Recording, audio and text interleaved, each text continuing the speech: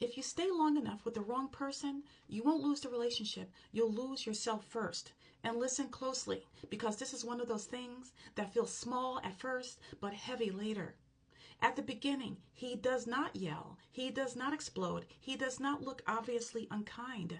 He just comments on your goals, on your confidence, your looks, on your joy. It sounds like honesty. It sounds like concern.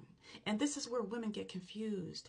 You start telling yourself, maybe he is just being realistic. Maybe he is protecting me. Maybe I am being sensitive. But here is the part most people never stop to calculate. If every step forward you take is met with sarcasm, doubt, or subtle dismissal, you do not expand, you contract slowly, quietly over time. Watch the pattern. He does not encourage your growth. He treats your ambition like a problem. He frames independence as selfishness. He calls confidence arrogance. He discourages momentum without ever raising his voice. He minimizes your concerns by saying you are dramatic. He grows uncomfortable when you rely on friends or family. He creates an us against them mindset where outside concern is treated as a threat to the relationship.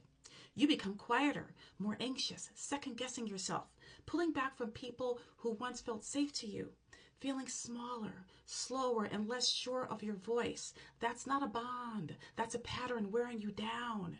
That is erosion. 2 rules matter here. Never stay where growth is punished.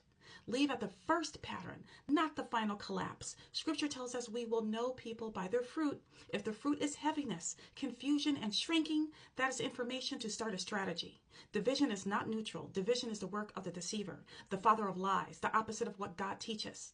The scripture teaches us love is patient, love is kind. It is not self-seeking. Love that reflects God does not confuse, diminish, or quietly tear someone down.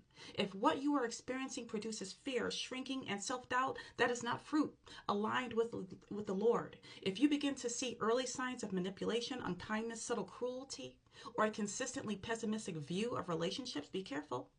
Especially when scripture is twisted to justify control, degradation, or deceit. Remember, the enemy knows scripture well and even attempted to use it against Jesus himself.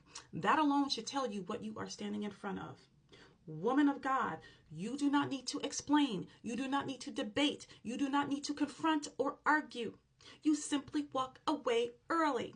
You pray for them and you leave them in God's hands. You do not become the fixer. You do not become the caretaker. You do not become the doormat. And yes, this can happen to men too, but I'm a Christian woman, so I'm going to serve Christian women. But anyone can benefit. Ciao.